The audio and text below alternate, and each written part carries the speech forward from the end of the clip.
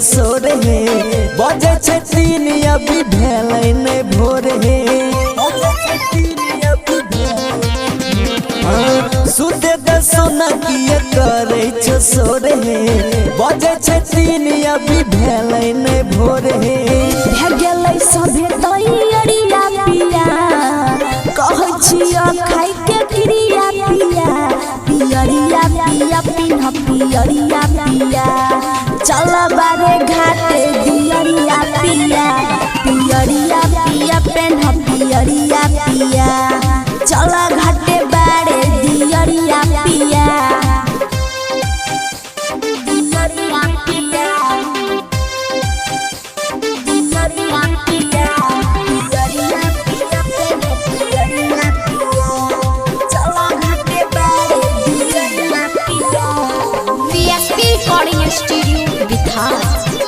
सुनी चल जाते घरी के 8 पर तब की करबो बोला जाके घाट पर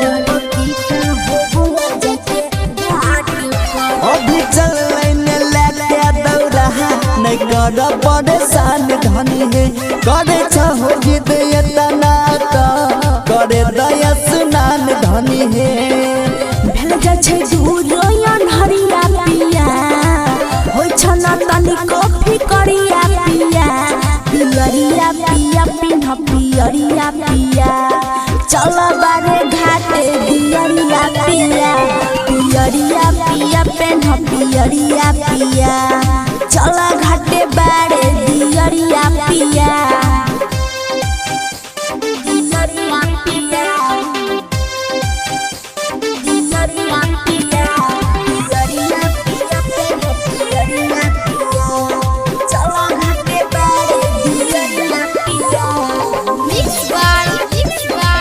प्यारे अर्जुन। डाला डौरा हम सैत संभाल लेलिए जी दियरी में देख हम ढार लेलिए दियरी में देख हम ढार लेलिए कितनो कहै छ प्यारे अर्जुन नै मानै छहो बात धनी हे टुक टुक मम्मी के साथे कोमल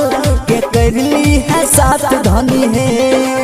बांधी के प्यारे जी पगड़िया पिया झलल के देखा हो डगड़िया पिया पियरिया पिया पेन्ह पियरिया पिया चला घाटे बारे दियरिया पिया पियरिया पिया पेन्ह पियरिया पिया चला घाटे बारे दियरिया पिया पीएसपी रिकॉर्डिंग स्टूडियो बिहार।